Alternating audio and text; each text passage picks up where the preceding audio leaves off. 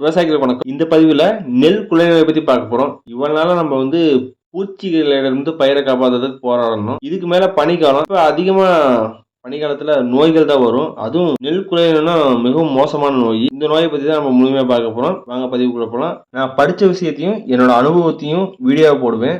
பிடிச்ச விவசாயிகள் நம்ம செங்காந்தா ஆர்கானிக் யூடியூப் சேனலை சப்ஸ்கிரைப் பண்ணிக்கங்க. இந்த நெல் குலை நோய் நம்ம நெல் வயலுக்கு வந்துருச்சுன்னா பாரபட்சமே பார்க்காது, அனைத்து தாவர பாகங்களையும் பாதிக்கும்.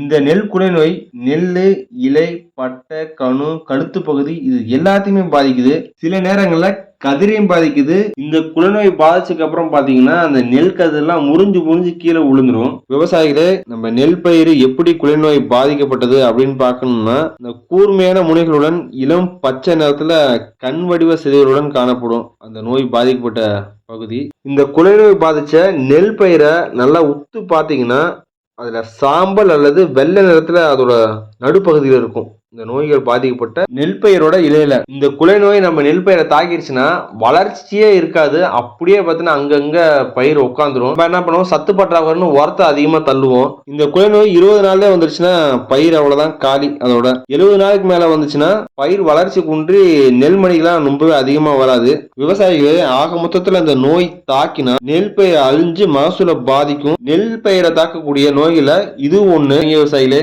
நம்ம எப்படி இந்த குலை நோயில இருந்து நம்ம நெல் பயிரை பாதுகாக்கணும் அப்படின்னு பத்தி இப்ப பார்க்கலாம். தரமான விதைகளை தேர்வு பண்ணணும்.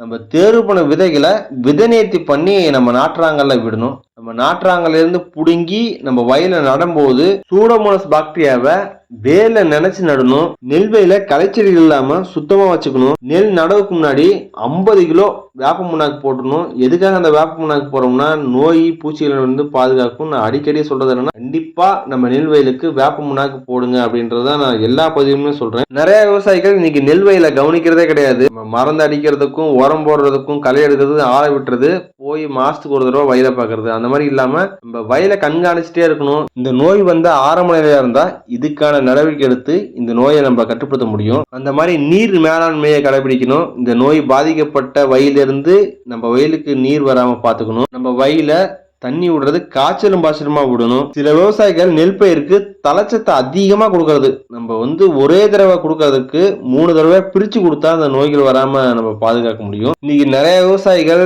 வேற ஒண்ணுமே அதுல பயிர் பண்ண முடியாது அப்படின்னு வருஷத்துக்கு 3 போகம் நெல்லே போடுறது. அந்த மாதிரி இல்லாம பயிர் சுழற்சி முறை நம்ம பின்பற்றணும். ஒரு தடவை நெல் போட்டோம்னா அடுத்து உளுந்து, சோளம் இந்த மாதிரி பயிர் பண்றப்ப இந்த மாதிரி நோய்களில் இருந்து பயிர்களை பாதுகாக்கலாம். இந்த மாதிரி விவசாயத்தை பத்தி தகவலை நம்ம சேனல்ல அப்லோட் பண்ணுவேன்.